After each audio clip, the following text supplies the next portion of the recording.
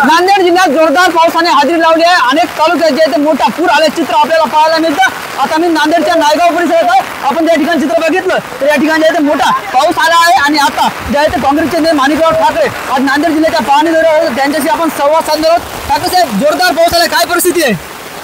अत्यंत प्रचंड पाऊस आहे। याच्यापूर्वी सुद्धा अनेक गावांमधली शेती त्या ठिकाणी गेलेली आहेत आणि शेतीचं तर प्रचंड नुकसान आहे। पण मेंढी धरण जे आहे त्या धरणामध्ये त्या ठिकाणचं गॉरचं काम जे आहे ते शासनाने केल्यामुळं, तात्काळ केल्यामुळं गाववाल्यांना कुठलाही संदेश त्यांनी दिला नाही आणि त्यामुळे पूर्ण गाव डुबलेले आहेत। त्यामध्ये प्रचंड अशा प्रकारचे जनावरांची हानी झालेली आहे। मनुष्य त्या ठिकाणी 5 मृत्यू झालेले आहेत आणि लाखो एकर जमीन, हजारो एकर जमीन संपूर्ण पाण्याखाली दिसत आहे। आणि आजच्या पावसामुळे असं दिसतंय कुठलंही शेत शिल्लक नाही आहे की ज्यामध्ये पाणी तुंबलेलं नाही आहे प्रचंड प्रमाणामध्ये।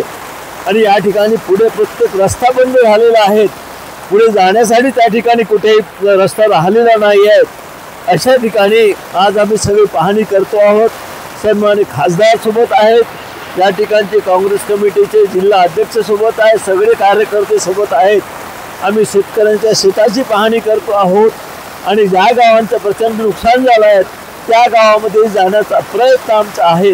परंतु आपण पाहताय की या बाजूला जे काही आज पाहतायत आपण सगळे, हे सगळे पाहतायत तर प्रचंड अशा प्रकारचं या ठिकाणी मोठ्या प्रमाणामध्ये पाऊस या ठिकाणी येतो आहे आणि त्यामुळे जागोजागी सगळी शेती त्या ठिकाणी पूर्णपणे भरलेली आहे।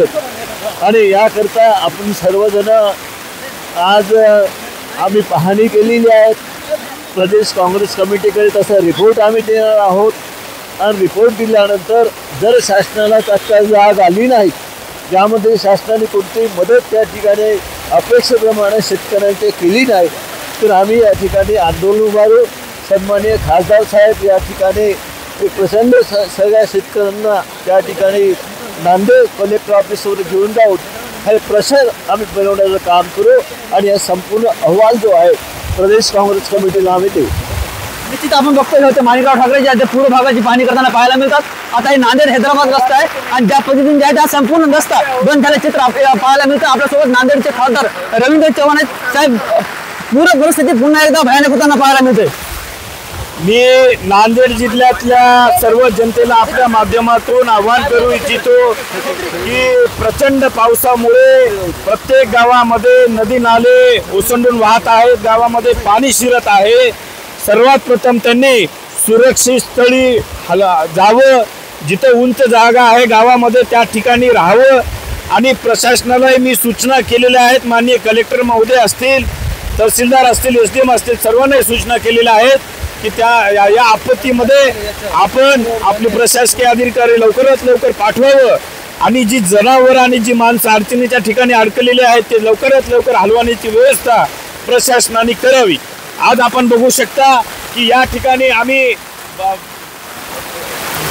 गावांना पाहणी करत जात असताना प्रत्येक रस्ते नाले पूर्ण बंद झालेले आहेत। माणिकराव ठाकरे साहेब असतील, आमचे सर्व काँग्रेसचे शिष्टमंडळ आम्ही पाहणी करायला जात होतो, पण आज हे रस्ते बंद असल्यामुळं आम्हाला पुढे जाता येत नाही। निश्चित आपण बघतोय हा नांदेड हैदराबाद रस्ता आहे। नायगावच्या पुढे हा संपूर्ण रस्ता जो तो बंद झाला आहे, त्यामुळे संपूर्ण वाहतूक ठप्प झाल्याचे चित्र पाहायला मिळतं आणि नांदेडमध्ये जोरदार पावसाने हजेरी लावली, त्यामुळे पुन्हा पूरस्थिती निर्माण होण्याची शक्यता आहे। ज्ञानेश्वर लोंढे, TV9 मराठी, नांदेड।